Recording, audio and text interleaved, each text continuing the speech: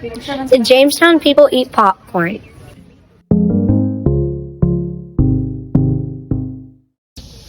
Evie, that was a great question.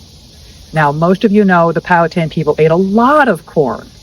They had huge farms. A lot of the food they were growing was corn, and they ate corn just about every way you can think, except they didn't eat popcorn. We'll talk about that in just a minute.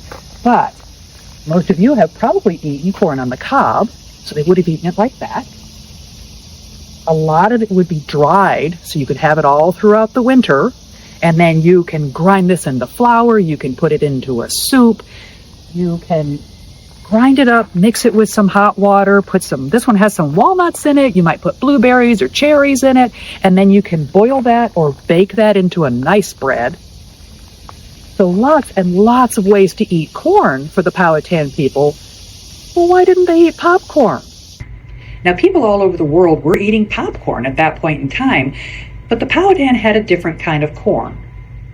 The Powhatan people were eating a type of corn that today we call dent corn. And this is it. If you look really, really closely, you might be able to see there's a little tiny dent in it. Now, that doesn't look like popcorn. Think about the popcorn that you put in the microwave. It's a different shape. It's very round and it's very small, and it has a little bit of moisture in it. It's got a little bit of water in it. So you probably know what happens when water gets hot. It starts to boil, then it turns into steam, which expands, and so it makes that kernel of corn pop into what we know as popcorn. And our dent corn just doesn't keep that kind of moisture in it, so it doesn't boil, so it doesn't pop. So lots of ways to eat corn out here, but no popcorn.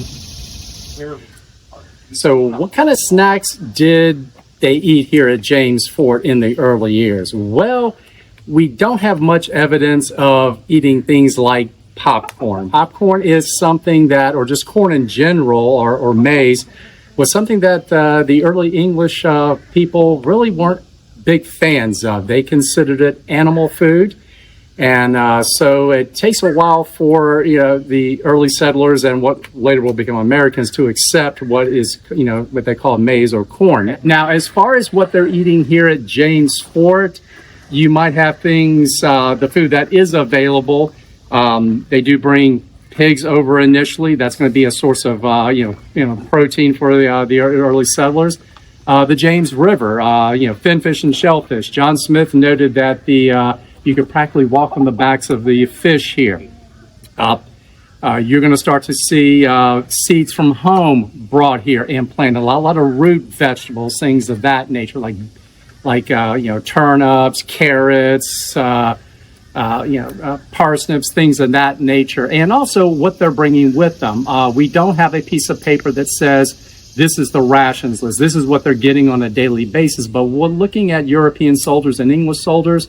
At least a pound of meat, and this is a per person per day ration, a pound of meat, pound of bread, assorted dry grains like beans, lentils, rice, butter, cheese, and small beer, which is about a 1 to 3% alcohol, which everybody consumed. Small beer. People are drinking water, but you just have to be very careful of its source. The popularity of moving pitchers, then it becomes a staple in... It becomes really, dude?